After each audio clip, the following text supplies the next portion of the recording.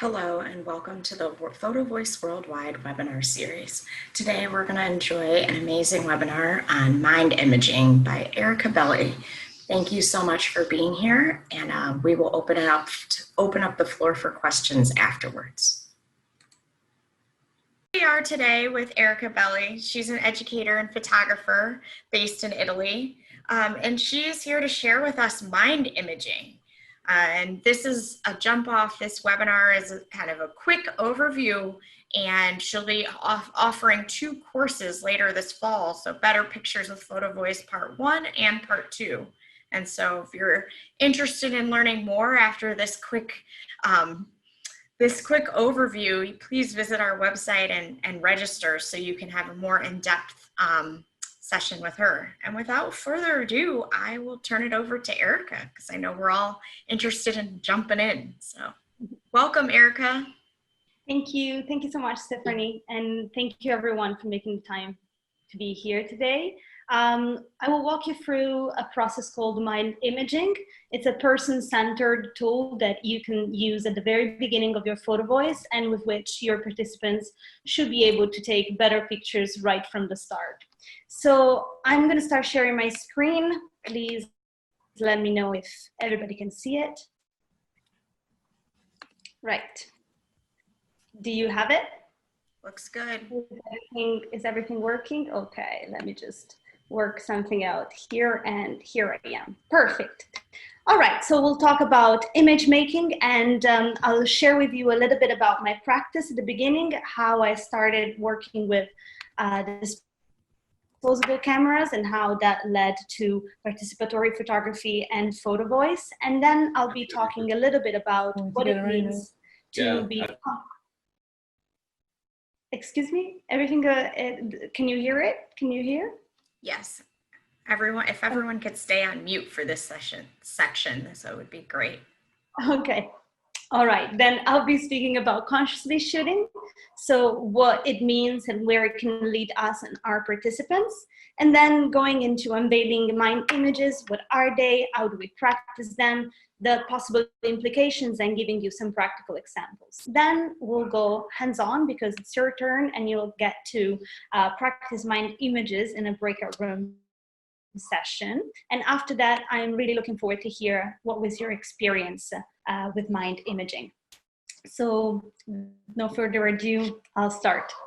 So this is where it all started for me. It's a self-portrait I took while I was living in Toronto, and I just picked up disposable cameras. As my presentation said, I am from Italy. I'm based here, but I lived in Canada for some years. And while I was there, I discovered disposables. Before then, I took photography school in Milan, and I was trained to be a professional photographer, which means you carry around a very big, heavy digital camera. And I was going around doing my assignments. Here is a picture from one of my assignments. And I was feeling like people were really scared about my camera and really scared about me. I felt like the digital camera didn't allow me to get so close to people. And when I moved to Toronto, that feeling exaggerated even more because I was new in a new place, and I really wanted to explore my surroundings and my neighbors with the tool that I know the best, which is a camera. So when they didn't allow me to take their portraits, I was really frustrated, and one day I decided to buy some disposables. When that happened, everything changed quickly. So those 2 portraits are taken just a couple of months after the picture that you've seen before. So the picture I took with the digital camera, I had to be quite far from my subject. And I mean, as in terms of feelings and in terms also of spatial really direction. But with disposable cameras, I could get so close to people. People wouldn't be intimidated with my camera. These 2 portraits are taken just about after a couple of minutes that I had met these people. So the first, the girl on the left, I met her on the subway, on a subway ride, and the second one in the streets. And within really just a few minutes, they allowed me to take their portraits.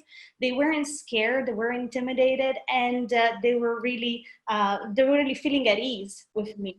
Now, I was able to take these portraits also because I could carry my camera everywhere. So I started feeling like there were so many perks of having a disposable camera. I could create a connection with the people in my surroundings. I was ready to shoot. I was not so intrusive in a scene. Try to be in a room with a digital camera. People never forget that you have a camera. If you're in a room with a disposable camera, people will forget that you have the camera after probably 5 minutes. So in this way, you put people more at ease in front of the lens. You get more natural shots. And all of these connected all together made me feel like I was finally able to express my feelings and my messages really ready, really fast, in a way that I was never able to do with digital cameras. So I started thinking about how I wanted to explain this and how I wanted to bring this to other people, how I want to share my experience with others. And I started working with participatory photography. That led to finding out PhotoVoice, and I've been working now with both for the past couple of years almost. So there's other things that I liked about disposable cameras. And one of the things is that I have a limited amount of photos to shoot. So if I want to be focused about what I'm doing, if I want to have great shots, I know in my case that scarcity is what would really trigger it. It means that if I only have 24 or 36 frames, I'm sure going to think about what I'm about to do with these frames, way more than if I have a digital camera or a phone to shoot with, right? So because all we want with PhotoVoice and in general with participatory projects is for our participants to take impactful, meaningful photos that they can talk about, we need them to be able to focus first. And I like disposable cameras because they also have a little viewfinder, and they're very cheap cameras, don't get me wrong, but this little feature actually makes you really connect with what you're doing, because whenever you get into the viewfinder, it's a little black frame and everything else closes off. So focusing for meaning, it's what consciously shooting means. But how do we focus for meaning? How do we carry our participants to actually shot, thinking about what they want to say and thinking about how they can achieve it? What is my goal in my photo voices? My first and foremost goal is that their ideas, their message is well translated into the picture that they're taking, and that they'll be proud of the picture that they took, and they'll want to talk about it, and they'll want to share it as well. But there's a few things that we need to keep in mind. First off, the world is full of inputs, right? And we need to find our focus. We need to find our reason for shooting, our motivation. What is important to us. When you know that, you'll know that you'll also be ready to shoot when the situation comes. And I mean, depends what kind of population you're working with, but in my case, I've been working with teenagers quite a bit, and it's very hard to make a shift for them between choosing pictures on your phone, shooting 300 pictures, and actually focusing and concentrating and having a limited amount of shots to convey your message. Then we need to let our participants master their medium, master the camera. Disposable cameras are a fantastic democratic tool because everyone can really use it. They don't need so much previous training, but they do need a little bit of training. Now, photography, it's an interesting art because you don't need any innate talent to do it. You don't need to have a special and great hand, like drawing, for example, but you need to master what is the thing that makes you do the picture, which is the camera. So even with disposable camera, it's a great idea to spend just a few minutes or an entire session, if you have time, of course, to explain how not to do dark pictures, how to avoid blurry pictures, out of focus. How does the camera think of light? How does the camera see, we say in photography? So again, there's a few things that we need to consider before we just say to our participants, be ready to shoot consciously. And again, to translate our message into the picture that is as faithfully as possible to it, It's the most important yet the most difficult goal. So again, depending on the population that you're working with, you could show something like this. I usually show it to make my participants understand what I mean by conscious and unconscious shooting. So in the first picture, I'm in Venice, I'm in a gondola. I took the picture with my phone. I don't even remember exactly which time that was. So I don't remember much about this. I know that I wanted to record the moment that I was there, just to say I was here, I was taking a picture. But I don't have much to say. Then if I take a look at the second picture, I took this Polaroid when I was doing the Trans-Siberian train. It's a train that lasts for 7 days. And if you never get off at any cities, you're in this train bubble for a week and you go from Moscow to Vladivostok. I decided to do this trip during the winter because I was really looking forward to see Russia with the snow. And while I was there, I challenged myself to have only 20 Polaroid shots available for pictures. In this way, I knew I would focus the most. So what I wanted to convey here was my feeling of this. It was like the white was pervading me all throughout the days. I mean, the taiga is pretty wide and it was just snow for 7 days. So what did I do? I decided to take a picture and set my camera in a way that the camera thought that there was less light than there was actually. I hope this is clear. But basically in this way, the photo will show brighter. After I've done that, I decided to wait until we actually crossed somewhere that had a little bit of color, something that wasn't too bright, but that could help me with the contrast of the white. If I took a picture that was just white, you wouldn't have had the same feeling. But because I put the contrast with it, you get this feeling of white. And there you go. This picture is something that I imagined. I spent time thinking about it. I decided how I wanted to do it technically. And when the situation arose, I was ready to take the picture because I had been thinking about all of these steps before. And I can talk about this picture for the past 2 minutes. I definitely couldn't talk about the other picture for more than 10 seconds. So this is what I mean. If we give participants the right tools, they'll also be able to talk about their pictures for longer. I know that in some programs, we struggle with subtitles or descriptions of the photos. And sometimes that is because the photo is not really well thought. So again, this is a process, and the process all starts actually with mind imaging. So I said mind image is a tool for better picture taking because I was given an advice when I was in photography school and I took it to heart. My professor said, successful photographers are the ones that imagine a photo and can actually match it in reality. So I took that advice to the extreme and I started making so many mind images. And now I propose to all my participants in all my projects to try and do the same. I find it really helps me with the whole process. So what is a mind image? It's of course a photo that you can create with your mind and that should help you navigate how you want to convey your message and take your picture. It's also a mental inspiration for your practice and very important, a no pressure practice to get the participants on board with the idea of image making, of photography.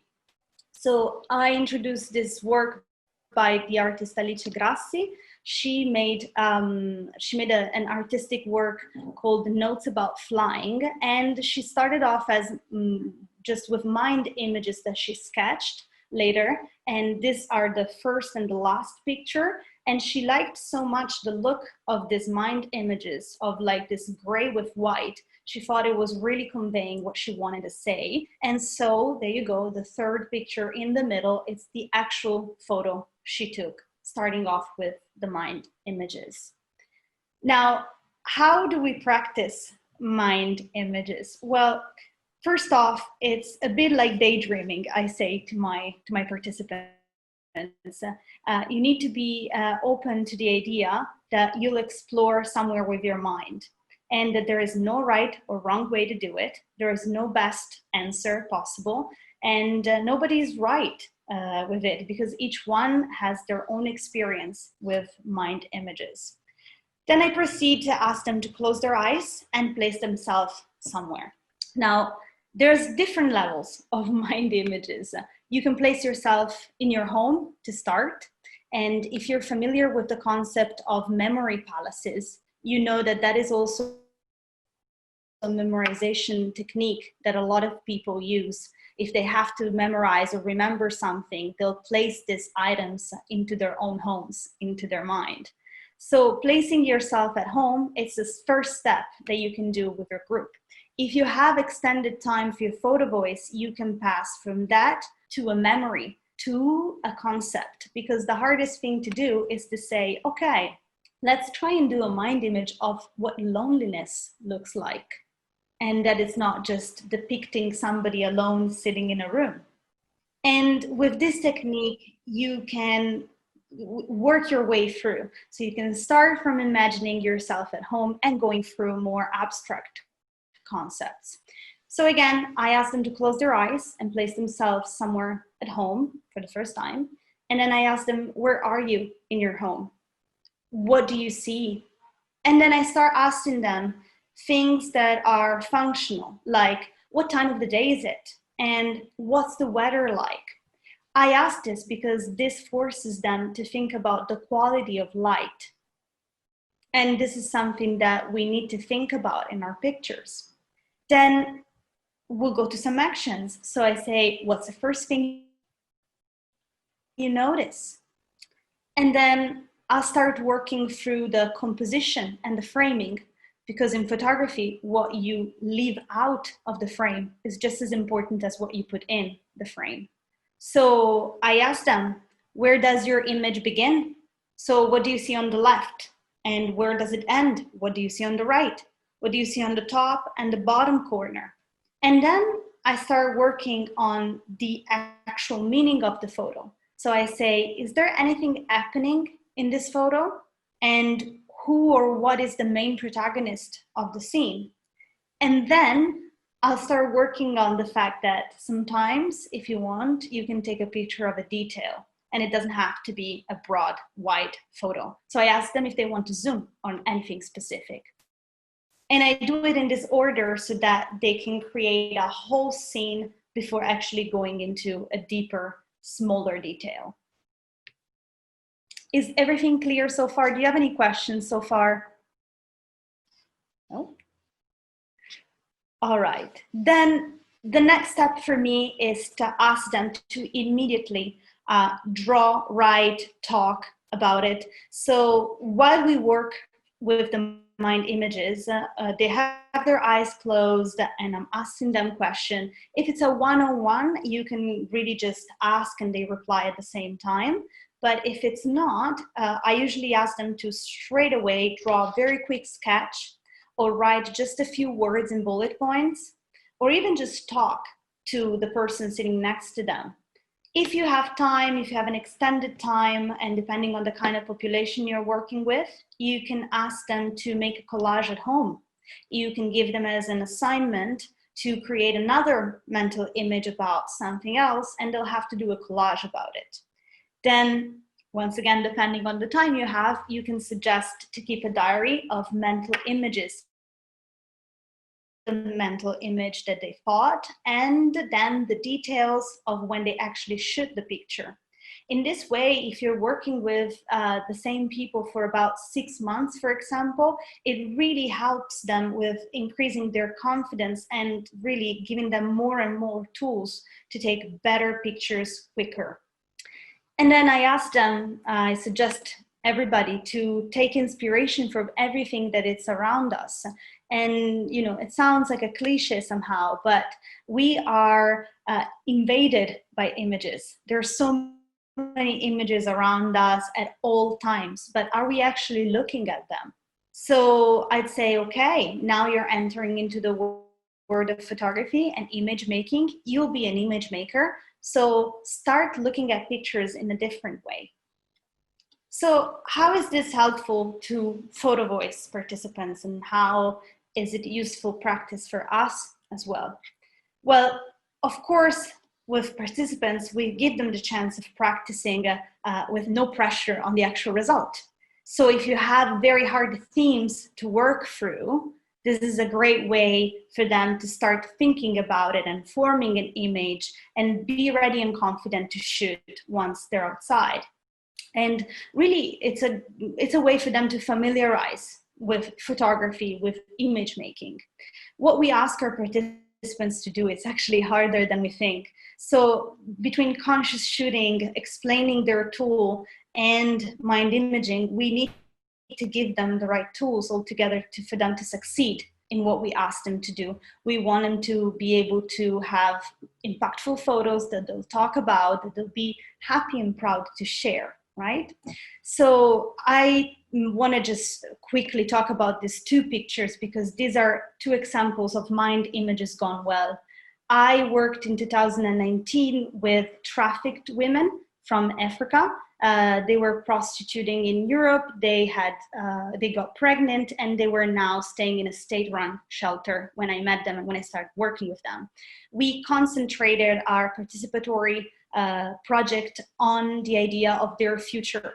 How did they look at their future? What did they see for their future? So through a series of mind images through the weeks, we got to the point of how do we depict what my destiny could look like now that I am actually in charge of it. So we decided through a whole process, this was a group of women, to do a mind image that had to do with witchcraft. They proposed to do something about palm reading. So much of African culture has to do with witchcraft. So it was a theme that was very dear to them. And we decided to rewrite their destiny in their palms. It was very hard for them to take a picture and write about it. But with this activity, led in by the mind image, they were so happy to be writing. They were really involved. And so, for example, the one on the left, for the love line, she says she wants a man that respects her. And for work, she says she wants something simple and fair. So just simple words that though were really effective for them. Now, this is a technique, this Polaroid and writing. It's a mixed media technique, and I'll be sharing more mixed media techniques like sawing, cutting, hatching, and so on in one of the courses that I do this fall. All right, any questions so far? Actually is a question in the chat. What confidentiality issues does having participants use disposable cameras raise? For example, the photo developer seeing the photo, and how are these mitigated? Yes, that's a really good question. It depends on the project. If you're using disposable cameras, you know that the lab is going to see the photo. One of the good thing is if you're just if you're just developing the pictures and not having prints, because these days to cut prices, to cut costs for a project, you can also just develop the film and then scan it with a scanner. Then you know that, for example, the lab won't be able to actually see the picture. They'll just see a negative. So I hope I answered the question. Any other question? Okay, then it's your turn. You'll have to work through your own mind image, and I'm just gonna switch here to the instructions. We'll divide you in small breakout rooms, and one at a time, please take turns, choose a topic. It doesn't matter if two people choose the same topic, as long as you choose your own topic. So we have three. We have your neighborhood. So you have to place yourself somewhere familiar. That's the kind of practice. We have work-life balance, which is a bit harder because you have to choose an image that depicts a concept. And then we have from home, embracing lockdown. So in this case, you have to explore a memory. Then When one person has their eyes closed, please choose another person that would ask and prompt the questions, and please answer the questions as soon as they've been asked. So this person should ask the questions that we saw before. What time of the day is it? What's the weather like? What's the first thing you notice? Where are you and where does your image begin? What's on the corners? What's happening in particular? Who is the main protagonist? And do you want to zoom or anything specific? Now, once you're done with this, please write a few words, just even like bullet points or words like a brainstorming. Or if you're good at drawing, you can sketch a quick drawing of what you saw. And then we'll be sharing some of your experiences when we come back from the breakout rooms. I'll be coming into the breakout rooms just to see if anybody needs any help. But if not, I'll just let you to it. And all right, do you have any more questions before we go on to the breakout rooms? Do you have those questions you can pop up again, just so that folks have them? Yeah, absolutely. I have a PDF. I sent it to Laura as well. So we'll be sharing the PDF in the breakout rooms so they can see it. Okay, sounds good. Laura, if you want to put that in the chat now. And then, yeah, how much time do folks have? What time is it now? I think 15, 20 minutes. Stephanie, please tell me what would you like to 20? Yep, that sounds good. We'll start with 15 and see how we do there. So you're gonna have to work a little bit quickly, but should be enough time. All right. And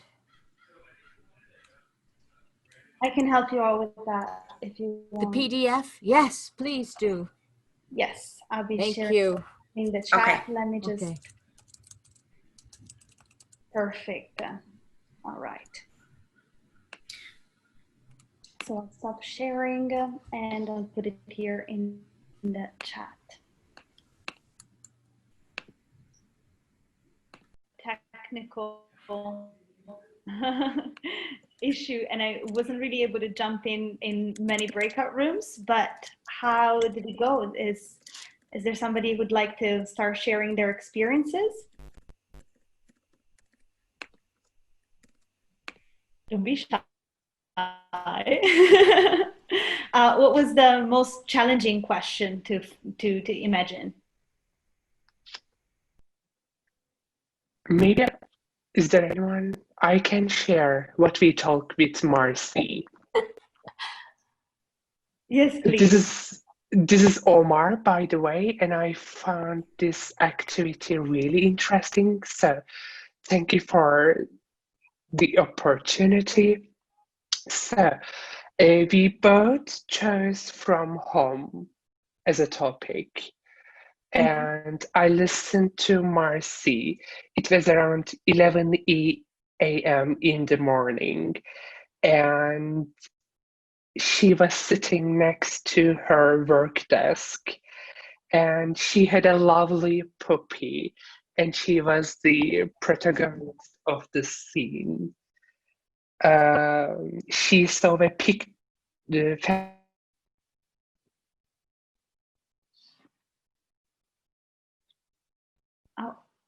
I lost there. Can you hear me? Yes, I can hear you now. Okay. So I think this was quite interesting for me, the details that she could remember, and maybe the most important or valuable ones for Marcy, maybe. So that's all I remember from our talk with Marcy. Thank you so much for sharing. Thank you. So I can share if, so I was paired with Hala, and I actually really loved that because my name is Mala, so we had Mala and Hala, and they're both unusual names, so that was really, I like that. And I think it was interesting, we picked the same thing, how it was to be at home. And originally we didn't have all the questions, but just we were trying to remember the questions that we could ask each other. And I think there was a similarity around being in this time of COVID and being at home. That the image that we both created were really peaceful for both, very different, but very peaceful. So I think that's interesting. Perfect. Would you be more ready now to take a picture about your experience of the lockdown at home? Yeah, it's funny because I have sort of already been doing that. So I had already, and so this is like where, you know, I'm like, which comes first, you know, this mind imaging or this experience that I have been having and photographing it. So I'm probably did it a little backwards. Great. Did you find any specific question challenging to answer? I think for Hala, what do you want to zoom in on? And it was just such this big, you know, lots of people in her image. I think for her that was difficult, right? Absolutely. Thank you. Thank you for sharing.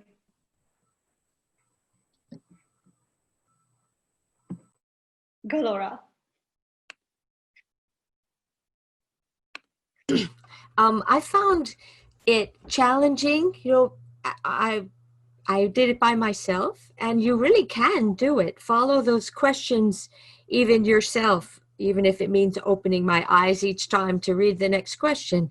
And I was trying to imagine the beginning of a small wetland that runs through our land up in Maine. And there's challenges with that because we can't build near it, you know. But at the same time, I know that that little beginning of a stream feeds into a lake that then feeds into a whole watershed that runs to the ocean.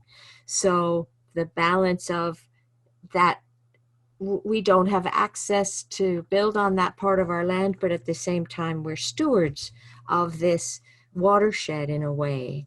And so I was imagining it, you know, maybe at dawn or early morning on a sort of overcast day, so the light might be especially luminous, maybe after some rain, and trying to imagine insects and rocks and the water. And the protagonist, I think, would be the water, which also then has a whole community related to it. But this idea of movement and moving on to feed, you know, a stream, bigger stream, and feed a lake was something to try to convey. So this feeling of movement, and I was trying to imagine perhaps if there's movement over some rocks, that would show. And it was very, in a way, very comforting because it gave me ideas of ways to enjoy this wetland and feel more of a steward of it. So thank you. Thank you for sharing, Laura. Thank you so much. Mm. And I see Emily wrote as well, saying that she was struggling a little bit with describing the beginning and the end points with framing the mental image. It is very hard, actually, and it is also hard to decide what to frame in a photo. What you, as we said, what you leave out is just as important. So this shows how, with practice, you'd be able to actually experience framing as well in a little bit of a clearer way. But thank you for sharing. What was the question that for you really prompted the more imagining? If anybody wants to share that.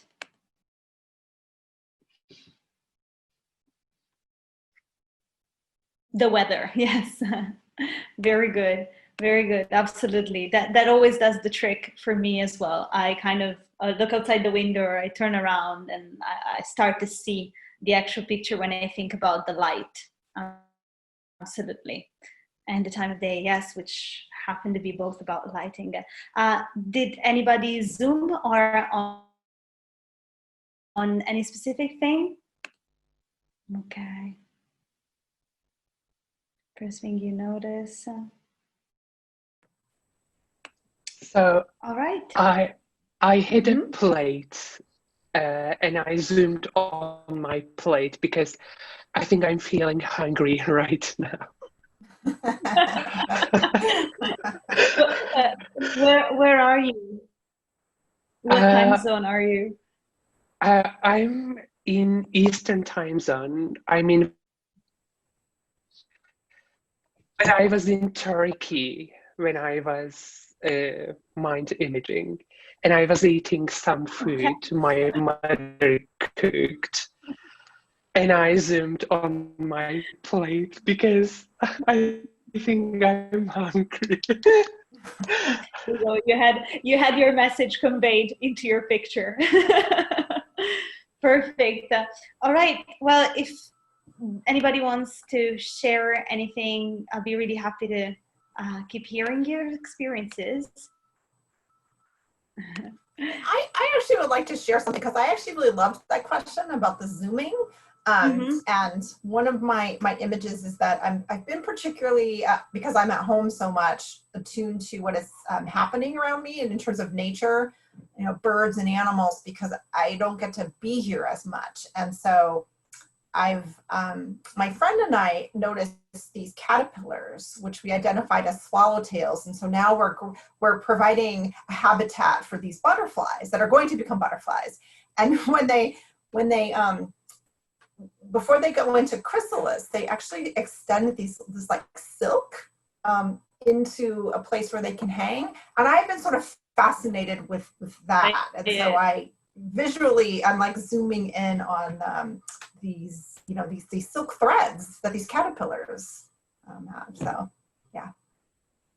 That's great. That's great. You're noticing more details about your own reality, and you're bringing them into your mind image experience, of course. Yes. That's great. Well, if anybody else wants to share, otherwise I'll start sharing my screen just to say thank you.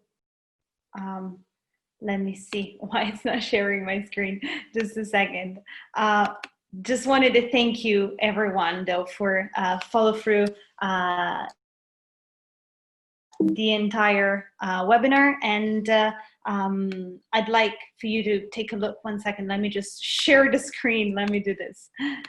Okay. So let me go all the way down to say, there you go. A big thank you.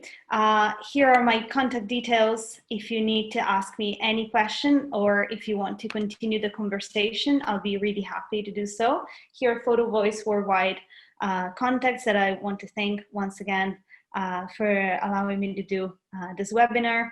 And then if you want to keep up with the momentum, I have 2 blog posts that you can read on PhotoVoice blog. One is about facilitating better photos with my images, and the second one is coming out soon, and it talks about using different kinds of cameras and disposables, how to explain how they work to your participants. You can also take a look at the YouTube recording of this webinar, and you can learn more about my upcoming courses, Better Photos with PhotoVoice 1 and 2. So again, thank you very much, everybody, for today. And yeah, I hope you enjoyed it. And yes, we will be sharing the slides afterwards for everybody who participated today. So stay tuned for that. Perfect. All right. If anybody wants to stay a little longer or has any questions, I am available to stay a little longer now. Thank you all for your participation today. Thank you. Bye. Thank you. Bye-bye.